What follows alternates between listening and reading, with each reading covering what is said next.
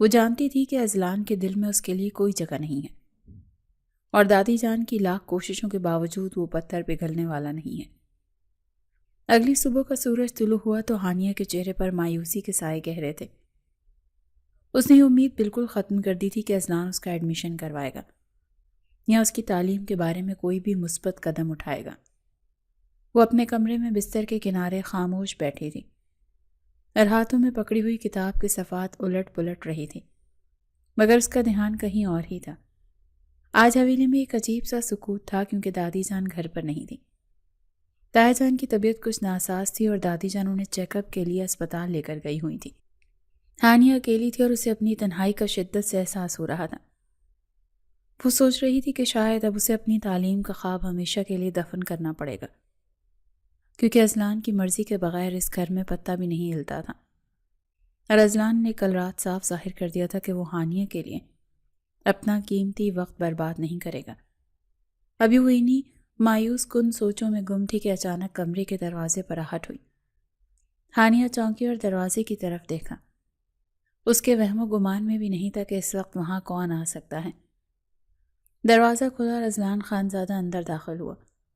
اسے اپنے کمرے میں دیکھ کر ہانیہ ایک دم سے ٹھٹک گئی اور اپنی جگہ سے کھڑی ہو گئی۔ اس کا دل زور زور سے دھڑکنے لگا، کیونکہ نکاح کے بعد یہ پہلا موقع تھا جب اذلان دن کی روشنی میں، اور وہ بھی اس کی غیر موجودگی میں، ان کے کمرے میں آیا تھا۔ اذلان کے چہرے پر ہمیشہ کی طرح سنجیدگی تھی اور ہاتھوں میں کچھ کاغذات تھے۔ وہ سیدھا چلتا ہوا میز کے پاس آیا اور ہانیہ کی طرف ایک نگاہ غلط انداز ڈالے۔ اس نے وہ کاغذات ہانیہ کے سامنے میز پر رکھ دیے۔ یہ تمہارا داخلہ فارم ہے۔ اذلان کی بھاری آواز کمرے کے سناٹے میں گونجی۔ ان پر جہاں جہاں دستخط کی ضرورت ہے وہاں سائن کر دو اور فارم فل کر دو۔ میں کل یونیورسٹی جاتے ہوئے انہیں جمع کروا دوں گا۔ ہانیہ کو تو اپنے کانوں پر یقین ہی نہیں آیا۔ وہ بے یقینی کی کیفیت میں کبھی میز پر رکھے فارم کو دیکھتی اور کبھی سامنے کھڑے اذلان کو۔ جس کام کے لیے اس نے امید چھوڑ دی تھی وہ اذلان نے بن کہے کر دیا تھا۔ اس کے چہرے پر خوشی کی لہر دوڑ گئی اور آنکھوں میں ایک دم سے چمک آ گئی۔ اس نے جلدی سے آگے بڑھ کر وہ فارم اٹھائے۔ یہ صرف کاغذ کے ٹکڑے نہیں تھے، بلکہ اس کے خوابوں کی تعبیر کا پہلا قدم تھے۔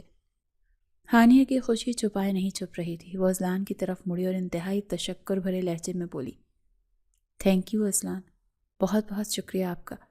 میں جانتی تھی کہ آپ اتنے بھی سخت دل نہیں جتنا ظاہر کرتے ہیں۔ مجھے یقین تھا کہ آپ دادی جان کی بات نہیں ٹالیں گے اور میری مدد ضرور کریں گے۔ ہانیہ کے منہ سے الفاظ نکلتے ہی اذلان کے چہرے کے تاثرات بدل گئے۔ اس کے ماتھے پر بل پڑ گئے اور آنکھوں میں وہی پرانی سرد مہری لوٹ آئی۔ وہ جو پلٹنے کے لیے مڑا تھا ہانیہ کی بات سن کر وہیں رک گیا۔ وہ آہستہ سے مڑا اور ہانیہ کی طرف قدم بڑھانے لگا۔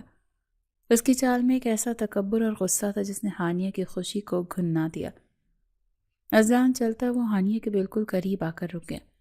ہانیہ سہم کر ایک قدم پیچھے ہٹی مگر دیوار نے اس کا راستہ روک لیا۔ اذلان نے اپنی انگلی اٹھا کر اس کے چہرے کے سامنے کی اور انتہائی سخت لہجے میں بولا، کیا جانتی ہو تم؟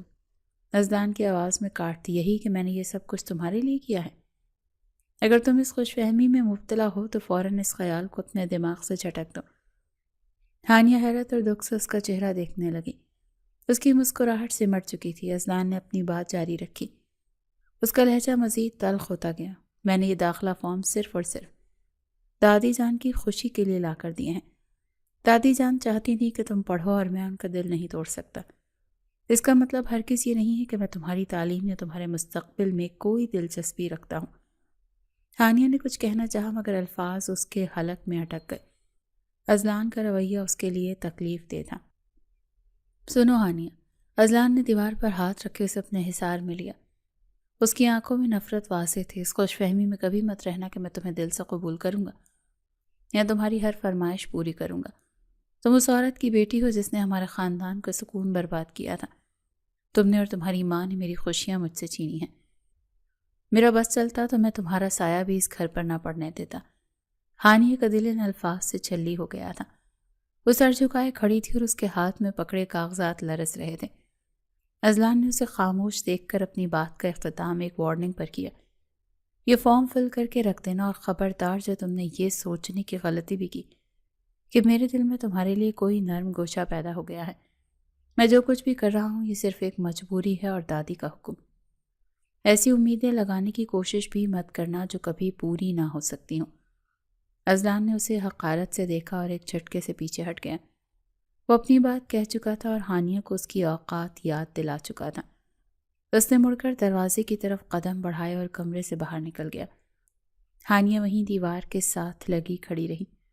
اس کی آنکھوں میں آنسو تیر رہے تھے۔ چند لمحے پہلے جو کاغذات اسے خوشی دے رہے تھے اب وہی کاغذات اس کے ہاتھ میں بھاری لگ رہے تھے۔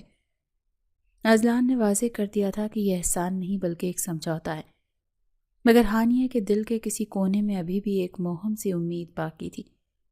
اس نے اپنے آنسو صاف کیے اور فارم کو سینے سے لگا لیا۔ چاہے وجہ دادی جان ہی صحیح، مگر اذلان نے پہلا قدم تو اٹھایا تھا۔ شاید یہ نفرت کی دیوار گرانے کی پہلی اینٹ ثابت ہو۔ ہانیہ نے گہری سانس لی اور عزم کیا کہ وہ اذلان کی باتوں کا برا نہیں منائے گی، بلکہ اپنی تعلیم اور رویے سے ثابت کرے گی کہ وہ نفرت کی نہیں، محبت کی حقدار ہے۔ یہ فارم اس کی نئی زندگی کا آغاز تھا اور وہ اس موقع کو ضائع نہیں ہونے دے گی۔ اذلان کے کمرے سے جانے کے بعد ہانیہ وہیں کھڑی رہی، مگر حیرت انگیز طور پر اس کی آنکھوں میں آنسو نہیں تھے اور نہ ہی دل میں وہ ٹیس اٹھی جو عموماً اذلان کے تلخ رویے سے اٹھتی تھی۔ اس کے برعکس اس کے لبوں پر ایک دھیمی اور پرسکون مسکراہٹ تیرنے لگی۔ وہ اذلان کی کہی ہوئی باتوں کا برا نہیں منا رہی تھی، بلکہ اس کی نظریں میز پر رکھے ہوئے ان فارمز پر جمی تھی جو اس وقت اسے اپنی محبت کی پہلی سیڑھی محسوس ہو رہے تھے۔ ہانیہ نے لرزتے ہاتھوں سے وہ فارم اٹھایا اور اسے اپنے سینے سے لگا لیا۔ وہ جانتی تھی کہ اذلان نے یہ سب دادی جان کے دباؤ میں آ کر کیا ہے اور ابھی بھی اس نے اپنی نفرت کا اظہار بھی کر دیا ہے، لیکن ہانیہ کے لیے یہی کافی تھا کہ اذلان نے اس کی تعلیم کے لیے قدم بڑھایا ہے۔ اس کے معصوم دل نے اذلان کی نفرت کو ایک طرف رکھ کر اس موقع میں چھپی امید کو دیکھ لیا تھا۔ آپ چاہے جو بھی کہیں اذلان، ہانیہ نے فارم پر لکھی تحریر کو انگلی سے چھوتے ہوئے خود کلامی کی، لیکن یہ کاغذ کا ٹکڑا میرے لیے صرف ایڈمیشن فارم نہیں ہے، یہ میری محبت کی ابتدا ہے۔ میں جانتی ہوں کہ کالج آنے جانے کے بہانے مجھے آپ کے ساتھ کچھ وقت اکیلے گزارنے کو ملے گا۔ شاید وہی وہ وقت ہو جب میں آپ کو یقین دلا سکوں کہ میں وہ نہیں ہوں جو آپ سمجھتے ہیں۔ ہانیہ کی آنکھوں میں مستقبل کے سہانے خواب سجنے لگے تھے۔ وہ اس چھوٹے سے موقع کو بھی غنیمت جان رہی تھی اور اسے یقین تھا کہ یہی راستہ اذلان کے دل تک جائے گا۔ کچھ ہی دنوں میں ہانیہ کا داخلہ شہر کے بہترین کالج میں ہو گیا۔ دادی جان اس خبر سے بے حد خوش تھیں اور انہوں نے خاص طور پر مٹھائی منگوائی تھی، لیکن جیسے ہی یہ خبر حویلی کے دوسرے مکینوں تک پہنچی وہاں ایک کوہرام مچ گیا۔ بیگم ثروت کو جب معلوم ہوا کہ ہانیہ اب باقاعدہ کالج جایا کرے گی تو ان کا غصہ قابو سے باہر ہو گیا۔ وہ تیز قدموں سے چلتی ہوئی لاؤنج میں آئیں اور جہاں اذلان اور دادی جان موجود تھے۔ یہ میں کیا سن رہی ہوں؟ تائی جان نے آتے ہی واویلا مچا دیا۔ اس لڑکی کا داخلہ کروا دیا گیا ہے اور اب یہ کالج جا کر ہماری ناک کٹوائے گی۔ اذلان جو اخبار پڑھ رہا تھا ماں کی چیخ و پکار سن کر چونک گیا۔ ماما، کیا مسئلہ ہے؟ آپ اتنا غصہ کیوں کر رہی ہیں؟ غصہ نہ ہوں تو کروں اور کیا کروں؟ تائی جان نے نفرت بھری نظروں سے ہانیہ کے کمرے کی طرف اشارہ کیا۔ تم بھول گئے ہو اذلان کہ اس کی رگوں میں کس کا خون ہے؟ تم سب اچھی طرح سے جانتے ہو کہ اس کی ماں کے کرتوت۔ وہ عورت بھی ایسے ہی آزاد خیال تھی اور نتیجہ تم سب کے سامنے ہے۔ جب ماں ایسی تھی تو کیا بیٹی ایسی نہیں ہوگی؟ خربوزہ خربوزے کو دیکھ کر رنگ پکڑتا ہے۔ دیکھو اذلان، اگر اس لڑکی کو اس گھر میں رکھنا مجبوری بن ہی گیا ہے تو اسے اتنی آزادی دینے کی ضرورت نہیں ہے۔ اسے گھر کی چار دیواری میں رکھو، کالج بھیج کر اسے آوارہ مت بناؤ۔ تائی جان کی باتیں سن کر دادی جان کچھ کہنے ہی والی تھی کہ اذلان نے ہاتھ اٹھا کر انہیں روک دیا اور اپنی جگہ سے کھڑا ہو گیا۔ وہ اپنی ماں کے سامنے ادب سے مگر مضبوط لہجے میں بولا، ماما پلیز بس کر دیں۔ آپ اچھے سے جانتی ہیں کہ اس گھر کے اصول سب کے لیے برابر ہیں۔ جب ہمارے خاندان کی باقی لڑکیاں، میری بہنیں رمشا اور ملیحہ کالج پڑھنے کے لیے جا سکتی ہیں تو ہانیہ کیوں نہیں جا سکتی؟ وہ بھی اس گھر کی بہو اور عزت ہے۔ اذلان، تائی جان نے حیرت اور صدمے سے بیٹے کو دیکھا۔ تم پھر اس کی طرفداری کر رہے ہو؟ تم میرا مقابلہ اس 2 ٹکے کی لڑکی سے کر رہے ہو؟ میں مقابلہ نہیں کر رہا ماما، میں انصاف کی بات کر رہا ہوں، اذلان نے سنجیدگی سے کہا۔ اگر تعلیم حاصل کرنا ہماری بہنوں کا حق ہے تو ہانیہ کا بھی حق ہے۔ میں اسے قید نہیں کر سکتا اور نہ ہی کسی کے الزامات کی وجہ سے اسے اس کے بنیادی حق سے محروم کر سکتا ہوں۔ وہ کالج جائے گی اور یہ میرا فیصلہ ہے۔ اذلان کا لہجہ دو ٹوک تھا جس نے تائی جان کو لاجواب کر دیا۔ وہ دانت پیس کر رہ گئیں۔ انہوں نے بے بسی اور غصے سے ایک نظر پاس ہی صوفے پر بیٹھی نیہا کی طرف ڈالی، جو خاموش تماشائی بنی یہ سب دیکھ رہی تھی۔ تائی جان کی نظروں میں نیہا کے لیے خاموش پیغام اور شکوہ تھا۔ وہ شاید نیہا سے یہ کہنا چاہ رہی تھی کہ تم اتنے دن سے یہاں ہو، مگر ابھی تک تم نے کیا کیا؟ تم تو اذلان کے دل میں ہانیہ کے لیے نفرت پیدا کرنے آئی تھی، مگر یہاں تو الٹی گنگا بہہ رہی ہے۔ اذلان نہ صرف ہانیہ کو برداشت کر رہا ہے بلکہ اب اس کے حقوق کے لیے اپنی ماں کے سامنے بھی کھڑا ہو رہا ہے۔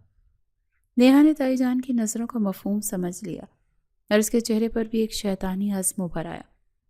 وہ جانتی تھی کہ اب اسے کچھ بڑا کرنا ہوگا، ورنہ ہانیہ آہستہ آہستہ اس گھر اور اذلان کی زندگی میں اپنی جڑیں مضبوط کر لے گی۔ اگلی صبح ناشتے کی میز پر معمول کا ہنگامہ تھا۔ اذلان جلدی میں تھا اور اپنی گھڑی دیکھتے ہوئے چائے کا کپ لبوں سے لگا رہا تھا۔ ہانیہ خاموشی سے اپنی جگہ بیٹھی تھی، دل میں ایک عجیب سی گھبراہٹ تھی کہ آج کالج کا پہلا دن ہوگا تو معاملات کیسے چلیں گے۔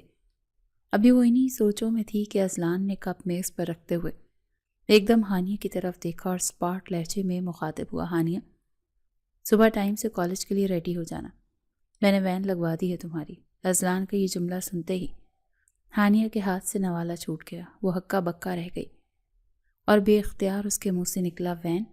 میں وین میں نہیں جاؤں گی۔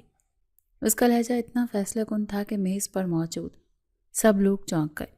اذلان کے ماتھے پر بل پڑ گئے۔ وہ توقع نہیں کر رہا تھا کہ ہانیہ اس طرح سے حکم عدولی کرے گی۔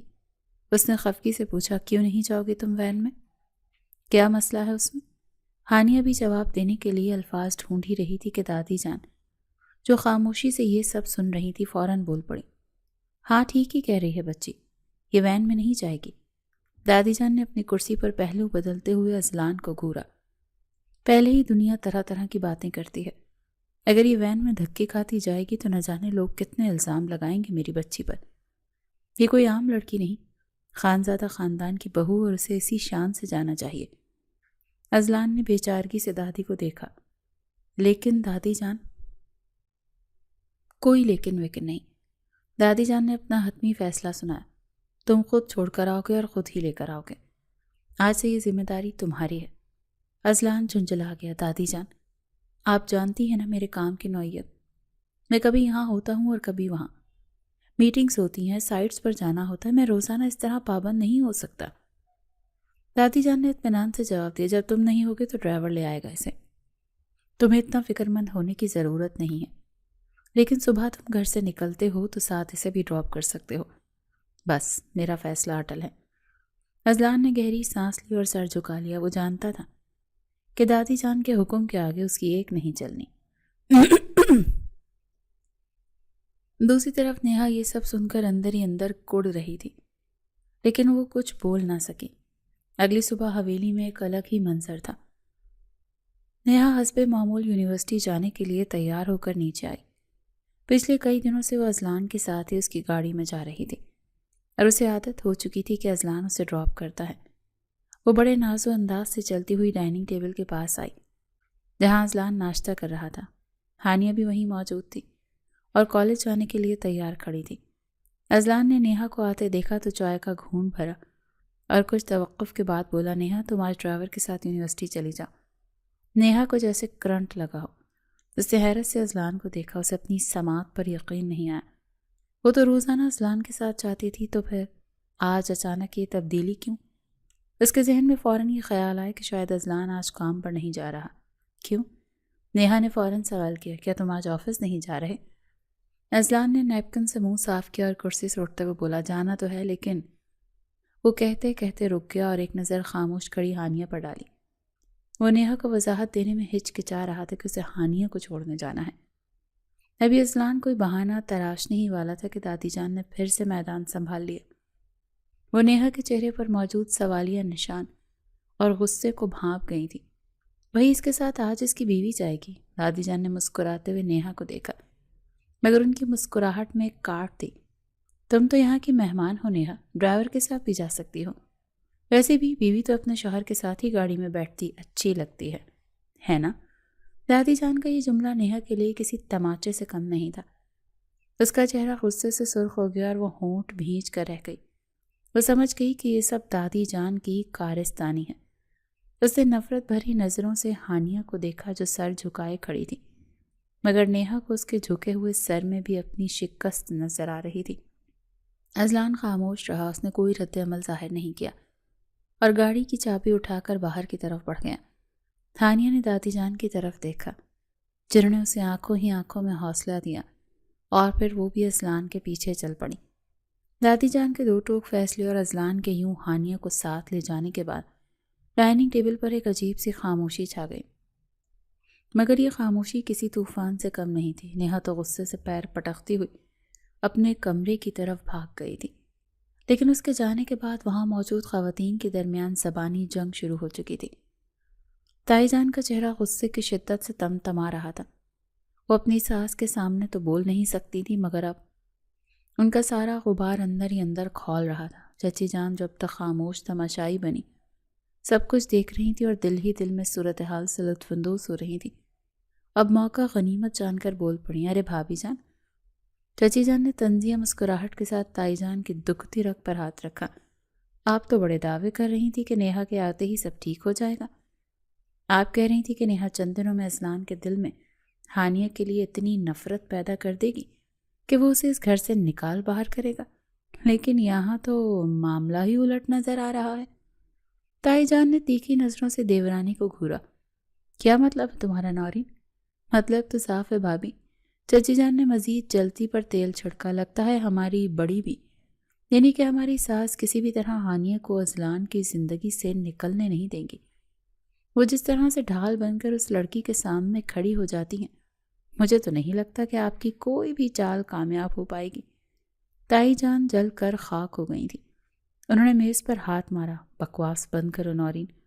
اذلان میرا بیٹا ہے اور اسے میں نے پیدا کیا ہے۔ وہ میری تربیت ہے اور میری مرضی کے بغیر وہ کچھ بھی نہیں کرے گا۔ یہ جو کچھ بھی ہو رہا ہے یہ صرف ماں جی کے احترام میں ہو رہا ہے۔ اذلان کے دل میں اس لڑکی کے لیے کوئی جگہ نہیں ہے۔ ہاں وہ تو دیکھ لیا ہے میں نے کل۔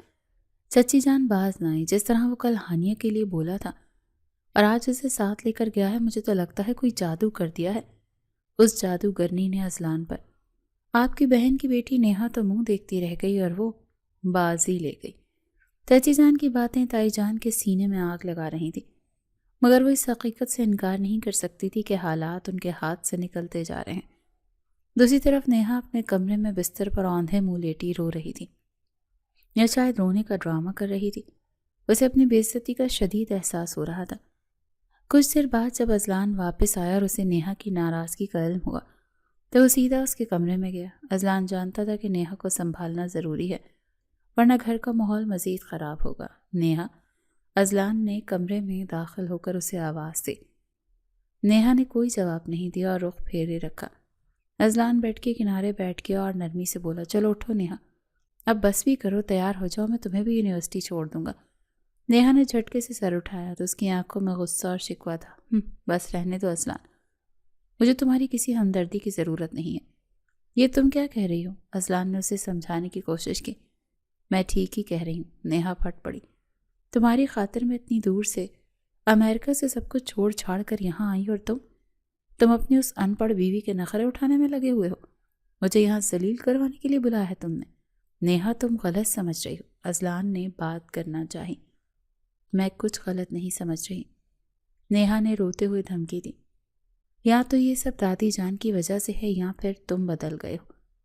میری یہاں کوئی عزت نہیں ہے، اسی لیے میں نے فیصلہ کیا ہے کہ تم ابھی میری واپسی کی ٹکٹ بک کرواؤ۔ میں واپس جا رہی ہوں اپنی ماما کے پاس، مجھے اب مزید یہاں نہیں رہنا۔ میں بہت بے عزت ہو گئی ہوں تمہاری دادی کے ہاتھوں۔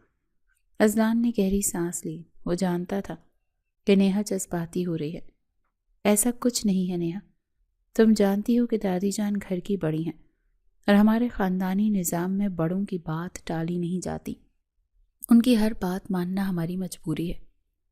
اس کا مطلب یہ نہیں ہے کہ میری ترجیحات بدل گئی ہیں۔ تو میری کیا وقت ہے یہاں پر؟ نیہا نے سوالیہ نظروں سے اسے دیکھا۔ تمہاری جگہ اپنی ہے نیہا، اذلان نے اسے تسلی دی۔ چھوٹی چھوٹی باتوں پر ایسے رد عمل نہیں دیتے۔ چلو اب یہ ضد چھوڑو اور جلدی سے اٹھو، ہمیں دیر ہو رہی ہے۔ اذلان کے کافی منانے پر نیہا کا غصہ کچھ ٹھنڈا ہوا اور وہ یونیورسٹی جانے کے لیے تیار ہوئی۔ اسے یقین ہو گیا تھا کہ اذلان ابھی بھی اس کی مٹھی میں ہے، بس دادی جان کا دباؤ درمیان میں حائل ہے۔ کچھ دیر بعد نیہا یونیورسٹی جانے کے لیے تیار ہو کر باہر نکلی۔ اس نے اپنی دانست میں بہترین لباس پہنا تھا اور چہرے پر ایک فاتحانہ مسکراہٹ سجائی ہوئی تھی، کیونکہ اسے یقین تھا کہ آخرکار جیت اسی کی ہوئی ہے اور اذلان اسے لے جانے کے لیے باہر کھڑا ہے۔ مگر جیسے اس نے پورچ میں کھڑی گاڑی کی طرف دیکھا تو اس کے قدموں تلے سے زمین نکل گئی۔ سامنے کا منظر اس کے تن بدن میں آگ لگانے کے لیے کافی تھا۔ گاڑی کی فرنٹ سیٹ پر جو نیہا اپنا حق سمجھتی تھی، وہاں ہانیہ بڑے سکون اور وقار کے ساتھ براجمان تھی۔ نیہا کا پارا ہائی ہو چکا تھا۔ وہ دانت پیستے ہوئے گاڑی کے قریب پہنچی اور اس کا دل چاہ رہا تھا کہ وہ ہانیہ کا ہاتھ پکڑ کر گاڑی سے نیچے اتار دے، مگر اسی وقت اذلان ڈرائیونگ سیٹ پر آ بیٹھا۔ وہ مکمل خاموش تھا اور اس نے ہانیہ کی طرف ایک نظر بھی نہیں دیکھا تھا، جسے وہ وہاں موجود ہی نہ ہو۔ اذلان نے ہانیہ کو نظر انداز ضرور کیا تھا، لیکن اسے سیٹ سے اٹھنے کا نہیں کہا تھا۔ ہانیہ بھی اپنی جگہ کسی کو دینے کے لیے تیار نہیں تھی۔ اذلان نے ہانیہ کو نظر انداز ضرور کیا تھا، لیکن اسے سیٹ سے اٹھنے کا نہیں کہا تھا۔ نہ جانے کیسے وہ اس قدر مضبوط ہوئی تھی۔ وہ کمزور سی، معصوم سی ہانیہ اپنی محبت کو کسی اور کا ہوتے دیکھ کر ایک دم سے چٹان بن گئی تھی۔ اس نے سامنے دیکھتے ہوئے نیہا کی جلتی بھونتی نظروں کو محسوس کیا، مگر نظر انداز کر دیا۔ نیہا کو مجبوراً پچھلی سیٹ پر بیٹھنا پڑا۔ پورے راستے گاڑی میں گھٹن زدہ خاموشی رہی۔ اذلان بار بار ریئر ویو مرر سے نیہا کی طرف دیکھ رہا تھا، کیونکہ نیہا کی ناراضگی عروج پر تھی۔ وہ اذلان کے بچپن کی منگیتر تھی اور وہ اسے پسند بھی کرتا تھا، لیکن ہانیہ کے وجود نے ان کے درمیان ایک خلیج حائل کر دی تھی۔ ہانیہ نے ایک بار بھی مڑ کر نہیں دیکھا، وہ بس اپنی مٹھی بھینچے سامنے سڑک کو گھورتی رہی۔ جیسے ہی کالج کا گیٹ آیا، اذلان نے گاڑی روکی۔ ہانیہ نے ایک نظر اذلان پر ڈالی، پھر آہستہ سے اللہ حافظ کہا اور گاڑی سے اتر گئی۔ جیسے ہی ہانیہ گاڑی سے اتری اور کالج کے گیٹ کی طرف بڑھی، نیہا ایک لمحہ ضائع کیے بغیر پچھلی سیٹ سے نکلی اور تیزی سے آ کر فرنٹ سیٹ پر بیٹھ گئی۔ نیہا اذلان کے بالکل قریب ہو کر اس کے بازو کے ساتھ چپک کر بیٹھی تھی۔ اس کے انداز میں ایک عجیب سی ملکیت تھی۔ اذلان نے گاڑی دوبارہ سٹارٹ کی اور نیہا کی طرف دیکھ کر ایک شرارتی مسکراہٹ کے ساتھ پوچھا، تمہیں جیلسی فیل ہو رہی تھی؟ نیہا نے فوراً اذلان کے بازو پر ہاتھ رکھا اور تیکھے لہجے میں بولی، مجھے جیلسی فیل نہیں ہو رہی تھی، بس تم صرف میرے ہو اور یہ بات میں اچھی طرح سے جانتی ہوں۔ میں کسی اور کو تمہارے اتنے قریب برداشت نہیں کر سکتی۔ ویسے بھی زبردستی کی شادیاں کبھی کامیاب نہیں ہوتی، تم صرف مجبوری نبھا رہے ہو۔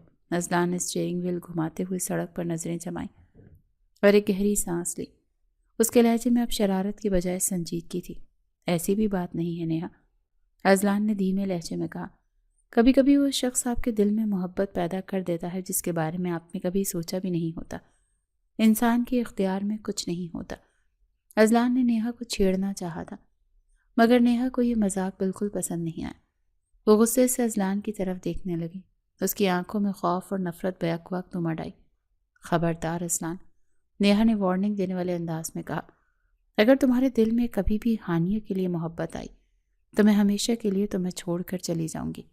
میں کسی دوسری عورت کے ساتھ تمہیں نہیں بانٹ سکتی، خاص طور پر اس ہانیہ کے ساتھ۔ اذلان نے نیہا کا غصہ دیکھا تو فوراً بات سنبھالی، اچھا بابا، نہیں کرتا میں محبت، تم تو سیریس ہی ہو گئی ہوں، میں بس مذاق کر رہا تھا۔ اذلان نے بات ہنسی میں اڑا دی، مگر نیہا کے دل میں شک کا بیج بویا جا چکا تھا۔ اس نے کھڑکی سے باہر دیکھتے ہوئے دل ہی دل میں ایک شاطرانہ عہد کیا، تم تو نہیں کرتے اذلان، مگر وہ لڑکی کوشش کر رہی ہے۔ نیہا نے نفرت سے سوچا، ایسا مزہ سکھاؤں گی ہانیہ تمہیں کہ زندگی بھر یاد رکھو گی۔ اتنی نفرت پیدا کروں گی میں اذلان کے دل میں تمہارے لیے کہ وہ تمہاری شکل بھی دیکھنا گوارا نہیں کرے گا۔ یہ جنگ اب شروع ہو چکی تھی اور اس میں جیت صرف میری ہوگی۔ شام کے سائے گہرے ہو رہے تھے جب ہانیہ کالج سے واپس آئی اور کپڑے بدل کر سیدھی دادی جان کے کمرے میں گئی۔ دادی جان اپنی تسبیح پڑھ رہی تھی، مگر ان کی نظریں دروازے پر ہی لگی تھیں، جیسے وہ بے چینی سے اپنی پوتی کی واپسی کی منتظر ہوں۔ ہانیہ کو دیکھتے ہی ان کا چہرہ کھل اٹھا تو ہانیہ نے مسکراتے ہوئے سلام کیا اور ان کے پیروں میں بیٹھ گئی۔ کیسا رہا میری بیٹی کا آج کا دن؟ دادی جان نے تسبیح ایک طرف رکھی اور پیار سے ہانیہ کے سر پر ہاتھ پھیرا۔ کوئی مسئلہ تو نہیں ہوا نا کالج میں؟ بہت اچھا دن تھا دادی جان۔ ہانیہ کے لہجے میں ایک نئی چمک تھی تو دادی جان سے چھپی نہ رہ سکی۔ سب کچھ بالکل ٹھیک رہا، اور آپ کو پتہ ہے دادی جان، آج میں فرنٹ سیٹ پر بیٹھ کر اذلان کے ساتھ کالج گئی تھی۔ واپسی پر بھی میں ہی اسی سیٹ پر بیٹھ کر آئی ہوں۔ یہ بتاتے ہوئے ہانیہ کے چہرے پر ایک معصوم سی فاتحانہ مسکراہٹ تھی جسے دیکھ کر دادی جان کا دل باغ باغ ہو گیا۔ اور وہ ڈائن نیہا؟ دادی جان نے فوراً پوچھا۔ ان کے لہجے میں نیہا کے لیے ناپسندیدگی کوٹ کوٹ کر بھری تھی۔ وہ کہاں تھی؟ کیا اس نے کوئی تماشا نہیں کیا؟ ہانیہ دادی جان کے منہ سے نیہا کے لیے ڈائن کا لفظ سن کر اپنی ہنسی نہ روک سکی اور کھل کھلا کر ہنس دی۔ دادی جان آپ بھی نا؟ وہ تو ابھی نہیں آئی، شاید وہ اذلان کے ساتھ یونیورسٹی سے ہی کہیں باہر گھومنے پھرنے چلی گئی ہوگی۔ دادی جان کے ماتھے پر بل پڑ گئے۔ اذلان اب اتنا فارغ ہے؟ پہلے تو اسے آفس کے کاموں سے فرصت نہیں ملتی تھی، اب وہ اسے لے کر گھوم رہا ہے۔ دادی جان وہ آپ کا پوتا ہے، ہانیہ نے اذلان کا دفاع کیا۔ آپ کو مجھ سے بہتر پتا ہوگا وہ کتنا کام کرتے ہیں۔ ہو سکتا ہے کوئی ضروری کام ہو، یہ دونوں تو پتہ نہیں، میرے بچے کو اپنے قبضے میں کر کے ہی رہیں گی۔ دادی جان نے تشویش سے سر ہلایا۔ کون دونوں دادی جان؟ ہانیہ نے انجان بن کر پوچھا۔ وہی دونوں، دادی جان نے تنفر سے کہا، تمہاری تائی جان اور وہ نیہا، وہ دونوں مل کر اذلان کا دماغ خراب کرنے میں لگی ہوئی ہیں۔ مجھے ڈر ہے کہ کہیں وہ اذلان کو ہم سے دور نہ کر دیں۔ ہانیہ نے دادی جان کا ہاتھ تھام لیا اور دھیمے لہجے میں بولی، دادی جان، تائی جان اذلان کی ماں ہیں تو کیا وہ انہیں قابو کریں گی؟ ماں کا تو پورا حق ہوتا ہے نا اپنی اولاد پر، وہ جو چاہے کر سکتی ہیں۔ کاش بیٹا ایسی سوچ وہ بھی رکھے گی تو تم اس کی بیوی ہو اور تمہارا بھی اس پر پورا حق ہے۔ دادی جان نے افسوس سے کہا، ماں کا حق اپنی جگہ مگر بیوی کا مقام کوئی اور نہیں لے سکتا۔ تم کب تک اپنی باری کا انتظار کرو گی؟ ہانیہ نے گہری سانس لی اور مسکرانے کی کوشش کی۔ چھوڑے نا دادی جان، حق مانگنے سے تھوڑی ملتا ہے، یہ تو جب خدا کو منظور ہو تبھی ملتا ہے نا۔ زبردستی چھینا گیا حق حق نہیں ہوتا۔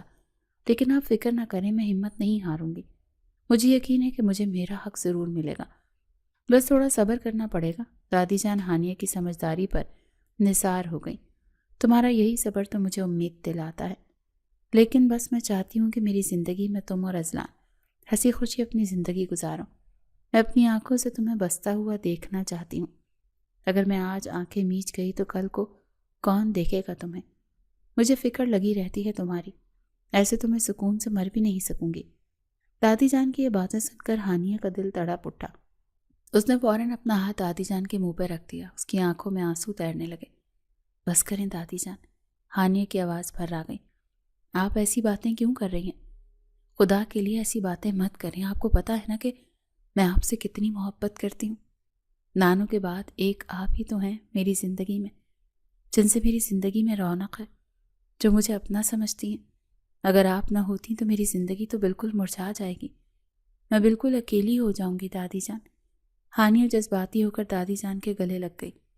یہ دو ہی تو ہستیاں تھیں جنہوں نے اسے بے لوث محبت دی تھی، ایک اس کے باپ کی ماں اور ایک اس کی ماں کی ماں۔ یہی وہ محبت تھی جو اسے اس ظالم دنیا اور حویلی کے سرد رویوں کا مقابلہ کرنے کی طاقت دیتی تھی۔ اگر دادی جان نہ رہیں تو ہانیہ سوچ بھی نہیں سکتی تھی کہ وہ اذلان کی نفرت اور تائی جان کی سازشوں کا مقابلہ کیسے کرے گی۔ اس نے اپنے آنسو دادی کے کاندھوں پر جذب کیے اور دل ہی دل میں ان کی لمبی عمر کی دعا کی۔ ہانیہ کے لیے یہ لمحہ انتہائی جذباتی تھا، کیونکہ دادی جان کی باتیں اسے اندر تک اداس کر رہی تھیں۔ اس نے اپنے دل میں سوچا کہ بالکل اسی طرح نانی جان نے بھی اس سے محبت کی تھی۔ یہ دو ہی تو ہستیاں تھیں جنہوں نے اسے بے لوث پیار دیا تھا، ایک اس کے باپ کی ماں اور ایک اس کی ماں کی ماں، جن دونوں کی محبت اسے اس دنیا میں رہنے کے قابل بنا رہی تھی، نہیں تو شاید اب تک یہ دکھی ہانیہ یہ دنیا ہی چھوڑ دیتی۔ یہ خیال آتے ہی اس کی آنکھوں میں دوبارہ نمی تیرنے لگی، مگر اس نے فوراً خود کو سنبھالا۔ ہانیہ نے جلدی سے اپنے آنسو صاف کیے اور دادی جان کو گلے سے لگا لیا۔ وہ اپنا لہجہ ناراضگی والا بنائے ہوئے بولی، آج کے بعد کبھی ایسا نہیں بولنا آپ نے۔ اگر آپ نے دوبارہ مرنے کی بات کی تو میں آپ سے سخت ناراض ہو جاؤں گی اور پھر کبھی بات نہیں کروں گی۔ دادی جان اپنی پوتی کی اس محبت بھری دھمکی پر مسکرا دیں اور اس کا ماتھا چومتے ہوئے بولی، اچھا بابا نہیں بولتی، زندگی موت تو اللہ کے ہاتھ میں ہے، میرے بس میں تھوڑی ہے۔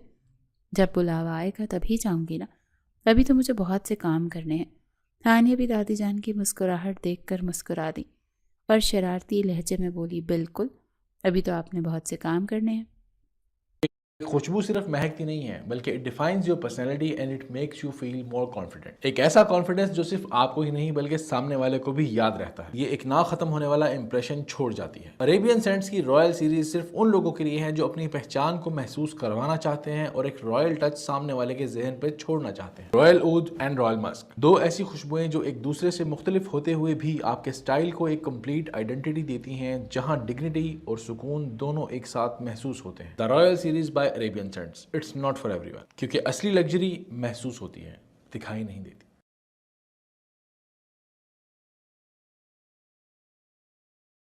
یہ ویڈیو کبھی نہیں بناتا اگر مجھے یہ بات پتہ نہیں چلتی آڈیونک اپنی 22ویں سالگرہ پر 22 کروڑ روپے کے ڈسکاؤنٹڈ آفر لگا رہا ہے۔ وائلڈلیس لہجے میں بولی، بالکل، ابھی تو آپ نے بہت سے کام کرنے ہیں۔ ابھی تو آپ نے میرے اور اسلان کے بچوں کو بھی گود میں کھلانا ہے۔ پہلے ہی ایسی مایوسی والی باتیں کرنا شروع ہو گئیں آپ۔ ہانیہ نے یہ بات دادی کا موڈ ٹھیک کرنے اور انہیں زندگی کی امید دلانے کے لیے کہی تھی۔ وہ نہیں جانتی تھی کہ عین اسی وقت اذلان خان زادہ دروازے پر کھڑا یہ بات سن رہا۔ دادی جان کی نظر اچانک دروازے پر پڑی تو انہوں نے اذلان کو کھڑے دیکھا۔ وہ شاید ابھی ابھی آیا تھا یا کچھ دیر پہلے، یہ اندازہ لگانا مشکل تھا۔ ارے اذلان، دادی جان نے پکارا، تم کب آئے بیٹا، اندر آ جاؤ۔ اذلان کا نام سنتے ہی ہانیہ بری طرح کپ کپانے لگی۔ اس کے سینے سے جیسے دل نکل کر باہر آ جائے گا۔ وہ اچھی طرح سے جانتی تھی کہ یہ بات اذلان نے سن لی ہوگی۔ بچوں والی بات اس نے کس سیاق و سباق میں کہی تھی اور اذلان اسے کیا سمجھے گا، یہ سوچ کر ہی ہانیہ کا خون خشک ہو رہا تھا۔ اب کی بار وہ اس کی طرف منہ بھی کرنا نہیں چاہ رہی تھی۔ اس کا اوپر کا سانس اوپر اور نیچے کا نیچے رہ گیا تھا۔ اسے زمین میں گڑ جانے کی خواہش ہو رہی تھی۔ اذلان آہستہ چلتا ہوا اندر آیا۔ اس کے چہرے پر نہ جانے کیا سوچتے ہوئے ایک ہلکی سی بہت سی مبہم سی مسکراہٹ آئی، جسے ہانیہ نے نہیں دیکھا کیونکہ وہ تو ڈر کے مارے پتھر بنی بیٹھی تھی۔ اذلان کے کانوں میں ابھی بھی ہانیہ کا جملہ گونج رہا تھا، میرے اور اذلان کے بچوں کو بھی تو گود میں کھلانا ہے۔ جی دادی جان، اذلان نے اپنی آواز میں سنجیدگی برقرار رکھتے ہوئے کہا۔ وہ میں یہ کتاب لے کر آیا تھا ہانیہ کی۔ اس کے سلیبس کی کچھ کتابیں مارکیٹ سے نہیں مل رہی تھیں، میں نے منگوا لی ہیں۔ اذلان ہانیہ کے بالکل قریب آیا اور کتاب اس کی طرف بڑھائی۔ ہانیہ، یہ لو اپنی کتاب۔ لیکن ہانیہ پر تو جیسے کوئی سکتہ طاری ہو گیا تھا۔ وہ اس طرح سے کھڑی تھی جیسے کوئی مجسمہ ہو۔ اس کے ہاتھ پاؤں ٹھنڈے ہو رہے تھے اور ہمت نہیں ہو رہی تھی کہ وہ ہاتھ بڑھا کر کتاب لیں یا اذلان کے چہرے کی طرف دیکھ سکیں۔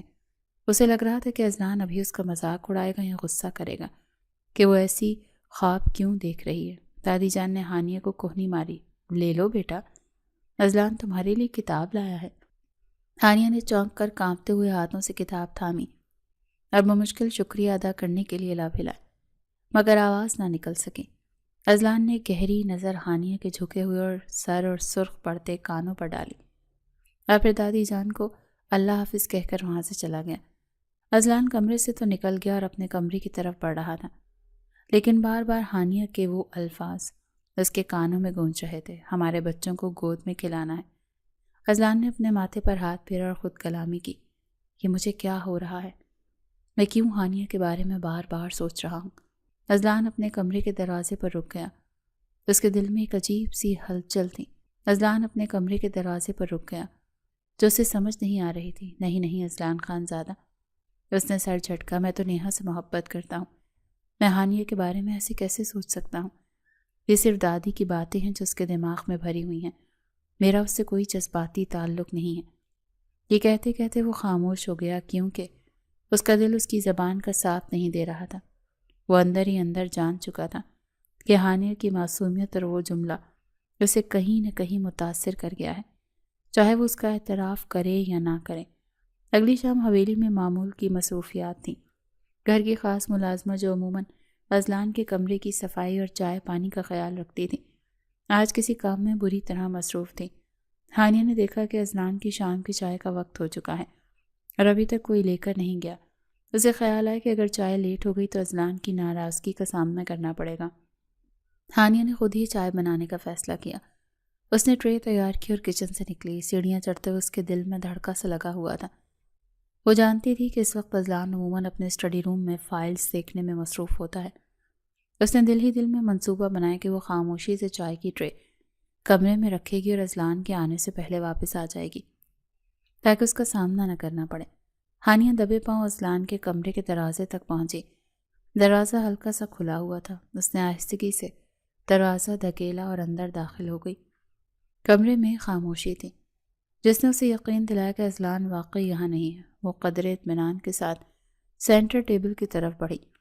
ابھی وہ میز کے قریب پہنچی ہی تھی اور ٹرے رکھنے کے لیے جھک رہی تھی کہ اچانک باتھ روم کا دروازہ کھلا اور اذلان خانزادہ تولیے سے ہاتھ خشک کرتا ہوا باہر نکلا۔ ہانیہ نے جیسے ہی اسے اپنے سامنے اتنے قریب دیکھا وہ بری طرح بوکھلا گئی۔ اس کے ہاتھ سے ٹرے کا توازن بگڑ گیا اور چائے کا کپ پلیٹ سے لڑکھڑا کر گرنے ہی والا تھا۔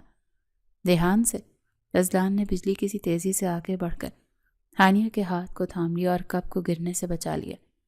ایک لمحے کے لیے وقت تھم سا گیا۔ اذلان نے ہانیہ کے دونوں ہاتھ اپنے مضبوط ہاتھوں میں تھام رکھے تھے تاکہ گرم چائے اس پر نہ گر جائے۔ دونوں کی نظریں ملیں۔ ہانیہ کی آنکھوں میں خوف اور گھبراہٹ تھی جبکہ اذلان کی آنکھوں میں ایک عجیب سی چمک اور سوال تھا۔ وہ دونوں ایک دوسرے کے انتہائی قریب کھڑے تھے، اتنے قریب کہ ہانیہ کو اذلان کی سانسوں کی تپش محسوس ہو رہی تھی۔ ہانیہ کو فوراً ہوش آیا۔ اس نے جلدی سے کپ اور ٹرے کو ٹیبل پہ رکھا اور پیچھے ہٹنے لگی۔ اس کا دل سینے میں کسی پرندے کی طرح پھڑ پڑا رہا تھا۔ میں چلتی ہوں، ہانیہ نے نظریں جھکا کر کہا اور تیزی سے مڑ کر دروازے کی طرف قدم بڑھائے۔ لیکن ابھی اس نے ایک قدم ہی اٹھایا تھا کہ ایک مضبوط ہاتھ نے اس کی کلائی کو گرفت میں لے لیا۔ ہانیہ کی سانس حلق میں اٹک گئی۔ اذلان نے اسے جانے نہیں دیا۔ رکو۔ اذلان کی آواز بھاری اور پراسرار تھی۔ اذلان نے اس کی کلائی کو ہلکا سا جھٹکا دے کر اسے اپنی طرف گھمایا۔ ہانیہ اب دوبارہ اس کے مد مقابل تھی۔ وہ خوفزدہ نظروں سے اذلان کو دیکھنے لگی جو اسے بہت گہری نظروں سے دیکھ رہا تھا۔ کیا کہہ رہی تھی کل دادی جان سے؟ اذلان نے اچانک سوال داغ دیا تو ہانیہ کا رنگ فق ہوا۔ اسے 2 دن پہلے کی وہ بات یاد آئی جس نے دادی جان کو ہنسانے کے لیے کہی تھی کہ آپ نے میرے اور اذلان کے بچوں کو گود میں کھلانا ہے۔ اب کی بار ہانیہ سانس لینا بھول گئی۔ اسے لگا جیسے زمین پھٹ جائے گی اور وہ اس میں سما جائے گی۔ یہ کیا ہو گیا؟ انہوں نے سن لیا تھا؟ ہانیہ نے دل میں سوچا۔ وہ شرم اور خوف سے پانی پانی ہو رہی تھی۔ میں تو بس، ہانیہ ہکلائی۔ اس کے پاس کوئی جواب نہیں تھا۔ جواب دو ہانیہ۔ اذلان نے اس کی کلائی پر گرفت مزید سخت کر دی اور اسے اپنے مزید قریب کر لیا۔ اب ان کے درمیان فاصلہ نہ ہونے کے برابر تھا۔ ہانیہ کی پشت دیوار سے جا لگی تھی اور اذلان کا قداور وجود اس پر حاوی تھا۔ تم شاید بھول رہی ہو ہانیہ۔ اذلان کے لہجے میں اب سختی اور تلخی در آئی۔ ہانیہ کی پشت دیوار سے جا لگی تھی۔ بچے ہونے کے لیے ایک دوسرے کا ساتھ ہونا ضروری ہوتا ہے۔ شوہر اور بیوی کا ایک ہونا ضروری ہوتا ہے، اور ہم دونوں تو اس گھر میں اجنبیوں کی طرح الگ الگ کمروں میں رہتے ہیں۔ یہ بات تو تم اچھے سے جانتی ہو نا؟ ہانیہ خاموشی کے ساتھ سر جھکایا اس کی باتیں سن رہی تھی اور کوشش کر رہی تھی کہ اپنی کلائی چھڑا لے، لیکن اذلان کی گرفت لوہے کی طرح مضبوط تھی۔ اور تم کیا سمجھتی ہو؟ اذلان نے طنزیہ انداز میں اس کے چہرے کو دیکھا کہ تمہارے ساتھ زبردستی کا جو رشتہ ہوا ہے اس میں اپنی فیملی بڑھاؤں گا؟ کیا تم واقعی امید لگائے بیٹھی ہو کہ ہم ایک عام میاں بیوی کی طرح زندگی گزاریں گے؟ ہانیہ کی آنکھوں میں آنسو تیرنے لگے۔ اذلان کے الفاظ نشتر بن کر چپ رہے تھے۔ میری بات کان کھول کر سن لو ہانیہ۔ اذلان نے انگلی اٹھا کر اسے وارننگ دی۔ اس غلط فہمی میں مت رہنا۔ یہ رشتہ صرف ایک کاغذ کا ٹکڑا ہے اور دادی کا حکم ہے، اسے آگے بڑھنے کی کوشش مت کرنا۔ اپنی حدود میں رہو اور ایسے فضول خواب دیکھنا چھوڑ دو۔ اذلان نے نفرت سے اس کا بازو جھٹک لیا۔ ہانیہ لڑکھڑا کر رہ گئی۔ وہ وہاں ایک لمحہ بھی مزید نہیں رک سکتی تھی۔ وہ اپنی بے عزتی اور ٹوٹے ہوئے خوابوں کا بوجھ لیے روتی ہوئی وہاں سے بھاگ نکلی۔ اذلان کا غصہ بھی ٹھنڈا نہیں ہوا تو اس نے ہانیہ کی کلائی تو چھوڑ دی، لیکن اس کے چہرے پر موجود سختی برقرار تھی۔ وہ ہانیہ کو یوں اپنے سامنے بے بس روتا ہوا دیکھ کر بھی نرم نہیں پڑا۔ اس نے انگلی اٹھا کر ہانیہ کو آخری تنبیہ کی۔ آج کے بعد کچھ بھی بات کرنے سے پہلے 1000 بار سوچ سمجھ لینا کہ تم کیا کہہ رہی ہو اور کس کے سامنے کھڑی ہو۔ اذلان نے توقف کیا اور پھر ایک ایسی خبر سنائی جو ہانیہ کے لیے کسی بم دھماکے سے کم نہیں تھی۔ اور ہاں، ایک بات اور بتا دوں تاکہ تمہارے ذہن میں کوئی ابہام نہ رہے، بہت جلد میں اور نیہا شادی کرنے والے ہیں۔ بس نیہا کی ایجوکیشن مکمل ہو جائے اور وہ سیٹل ہو جائے، ہم سب اسی کا انتظار کر رہے ہیں۔ یہ بات سنتے ہی ہانیہ اندر سے ٹوٹ کر ریزہ ریزہ ہو گئی تھی۔ اس کے تو وہم و گمان میں بھی نہیں تھا کہ اذلان اتنی بے دردی سے اس کے منہ پر اپنی دوسری شادی کا اعلان کرے گا۔ اب کی بار اذلان نے اس کا بازو خود چھوڑ دیا تھا اور اسے وہیں سسکتا چھوڑ کر کمرے سے نکل گیا۔ ہانیہ اپنے آنسو چھپانے کے لیے سیدھی کچن میں آ گئی، سنک کے پاس کھڑے ہو کر برتن سمیٹنے لگی۔ اس کا دل تو اس وقت خون کے آنسو رو رہا تھا۔ وہ بار بار اذلان کے الفاظ کے بارے میں سوچ رہی تھی کہ ہم شادی کرنے والے ہیں۔ ابھی وہ اپنے زخموں کو سہلا ہی رہی تھی کہ پیچھے سے نیہا کی کرخت آواز آئی، چائے بنا دو جلدی سے میرے لیے۔ نیہا کچن کے دروازے پر کھڑی تھی اور بڑے روب سے حکم چلا رہی تھی۔ ہانیہ بالکل خاموش رہی، اس نے کوئی جواب نہیں دیا، نہ ہی مڑ کر دیکھا۔ وہ اس وقت کسی سے بھی بات کرنے کے موڈ میں نہیں تھی۔ نیہا کو اپنی توہین محسوس ہوئی۔ وہ آگے بڑھی اور غصے سے بولی، تم سے کہہ رہی ہوں بہری ہو گئی ہو کیا؟ برتن بعد میں سمیٹنا، پہلے میرے لیے چائے بنا دو۔ ہانیہ کا پیمانہ لبریز ہو چکا تھا، وہ پہلے ہی دکھی تھی۔ اب نیہا کے اس حاکمانہ انداز نے جلتی پر تیل کا کام کیا۔ وہ غصے میں مڑی اور کچن کے شیلف کی طرف اشارہ کرتے ہوئے بولی، یہ پورا کچن پڑا ہے، وہاں پتی پڑی ہے، وہاں دودھ پڑا ہے، چائے بناؤ اور پی لو، میں تمہاری نوکرانی نہیں۔ یہ کہتے ہوئے ہانیہ وہاں سے نکلنے ہی والی تھی کہ نیہا نے تیزی سے آگے بڑھ کر اس کا بازو تھام لیا اور اسے جھٹکا دیا۔ تمہاری اتنی ہمت کہ تم مجھے جواب دے رہی ہو؟ نیہا کی آنکھوں میں شعلے بھڑک رہے تھے۔ ہاں، ہے اتنی ہمت۔ ہانیہ نے پہلی بار نیہا کی آنکھوں میں آنکھیں ڈال کر جواب دیا، کیونکہ اس گھر کی مالکن تم نہیں ہو، ابھی تم صرف مہمان ہو یہاں۔ نیہا کے چہرے پر ایک شیطانی مسکراہٹ ابھری۔ بہت جلد میں اس گھر کی مالکن بننے والی ہوں ہانیہ، اور تمہاری یہاں کیا اوقات ہے؟ تمہیں تو آج تک اذلان نے اپنی بیوی مانا ہی نہیں ہے، تم صرف ایک بوجھ ہو جسے دادی جان نے زبردستی اس کے گلے میں ڈال رکھا ہے۔ نیہا کے ان الفاظ نے ہانیہ کو خاموش کروا دیا۔ سچائی بہت کڑوی تھی اور نیہا نے سیدھا اس کی دکھتی رگ پر ہاتھ رکھا تھا۔ ایسا مزہ سکھاؤں گی ہانیہ تمہیں کہ زندگی بھر یاد رکھو گی۔ نیہا نے اس کے کان کے قریب آ کر سرگوشی کی۔ اتنی نفرت پیدا کروں گی میں اذلان کے دل میں تمہارے لیے کہ وہ تمہاری شکل بھی نہیں دیکھے گا۔ ہانیہ جو پہلے ہی اذلان کے رویے سے ٹوٹی ہوئی تھی، اب مزید برداشت نہ کر سکی۔ وہ اپنا بازو چھڑوا کر آنکھوں میں آنسو لیے وہاں سے بھاگی۔ وہ شخص جو کبھی اس کے لیے ہمدرد بن جاتا تھا، آج اسی کی وجہ سے اسے اتنی باتیں سننی پڑ رہی تھیں۔ اتنی نفرت پیدا کروں گی میں اذلان کے دل میں تمہارے لیے کہ وہ تمہاری شکل بھی نہیں دیکھے گا۔ وہ روتی ہوئی سیدھی اپنے کمرے کی طرف گئی اور دروازہ بند کر کے بستر پر گر گئی۔ ہانیہ کا دل بری طرح سے ٹوٹ چکا تھا۔ وہ رو رو کر بے حال ہو چکی تھی۔ اس کی سسکیوں کی آواز دادی جان کے کمرے تک پہنچ رہی تھی۔ دادی جان جو ابھی نماز سے فارغ ہوئی تھی، ہانیہ کی ہچکیاں سن کر پریشان ہو گئی۔ اٹھ کر ہانیہ کے پاس آئیں۔ کیا ہوا ہانیہ؟ دادی جان نے فکر مندی سے پوچھا۔ تم رو رہی ہو؟ کوئی بات ہوئی ہے بیٹے؟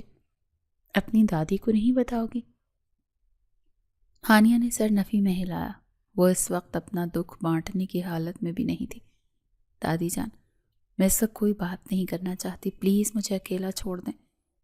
آج تک اس نے دادی جان سے کبھی ایسا نہیں کہا تھا۔ دادی جان بھی اس کے اس رویے پر پریشان ہو کر بے چاری سی بن گئی۔ انہیں اندازہ ہو گیا تھا کہ کوئی بڑی بات ہوئی ہے جس نے اس کی ہنستی مسکراتی بچی کو یوں توڑ دیا ہے، لیکن وہ اس وقت اسے مزید کریدنا مناسب نہیں سمجھتی تھی، اسی لیے خاموشی سے واپس چلی گئی۔ اگلی صبح کا سورج طلوع ہوا تو ہانیہ کی حالت غیر ہو چکی تھی۔ رات بھر کے رونے اور ذہنی دباؤ نے اپنا اثر دکھایا تھا اور وہ بری طرح سے بخار میں تپ رہی تھی۔ اس کا جسم آگ کی طرح گرم تھا اور سر میں شدید درد کی لہریں اٹھ رہی تھیں۔ وہ اٹھنا چاہتی تھی تاکہ معمول کے مطابق دادی جان کے پاس جا سکے، مگر اس کے جسم میں حرکت کرنے کی سکت باقی نہیں رہی تھی۔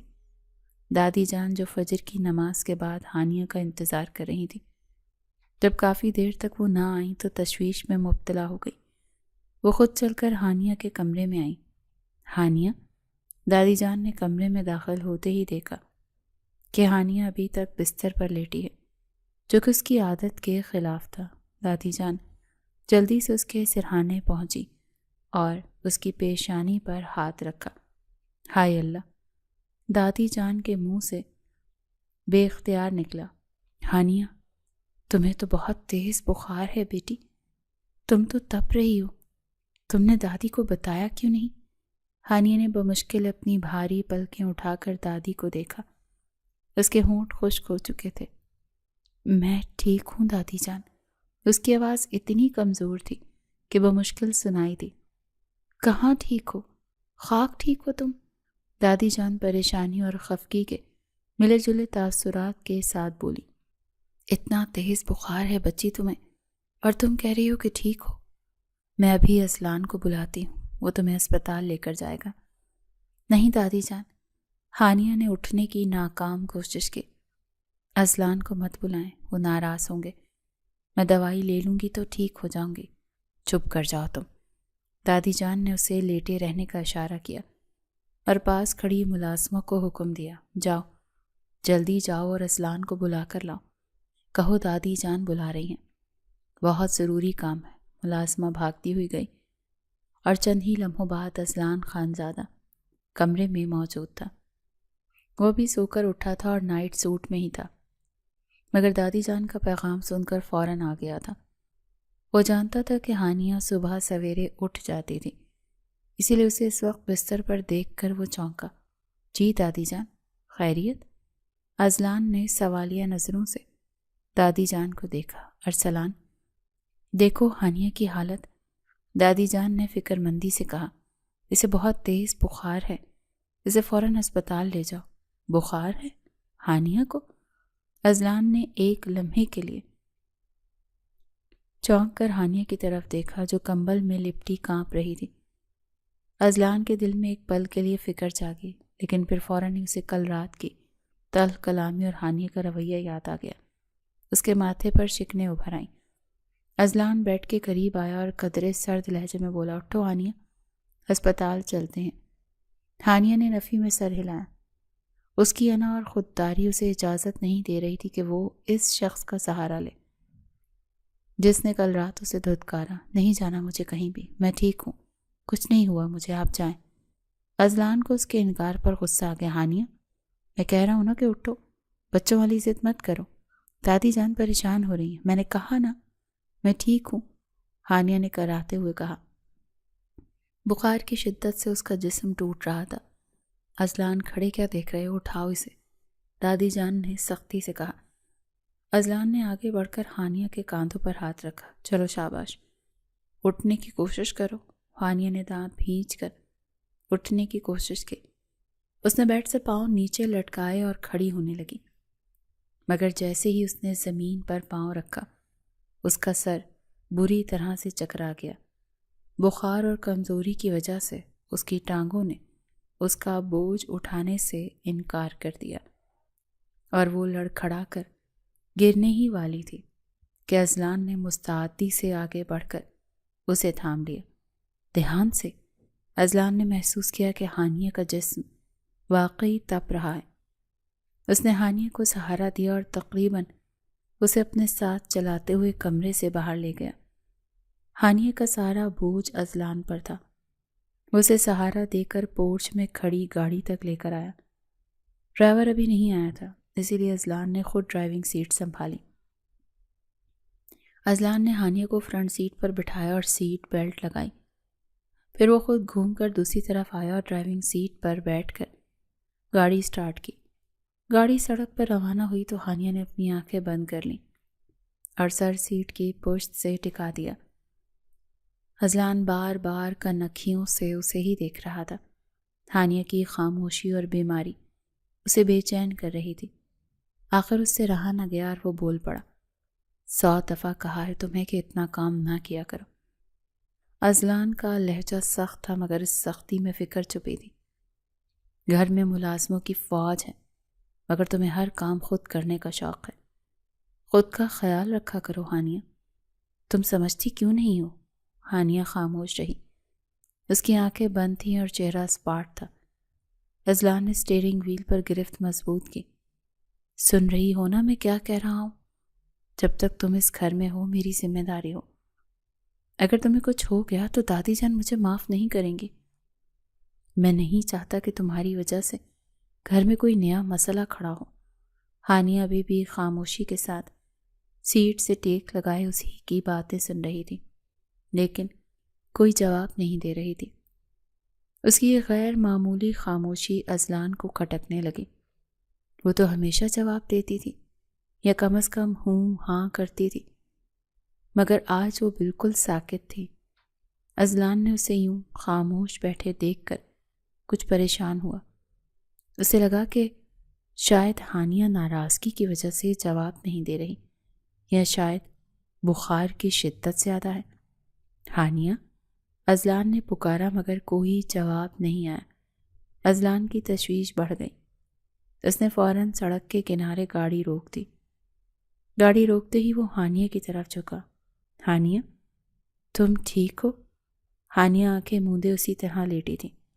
اس کا سر ایک طرف ڈھلک گیا تھا، وہ شاید بے ہوش ہو چکی تھی۔ اذلان اسے اس حالت میں دیکھ کر بہت فکر مند ہوا۔ اس کے دل کی دھڑکن تیز ہو گئی۔ اس نے جلدی سے ہانیہ کا چہرہ تھپ تھپایا۔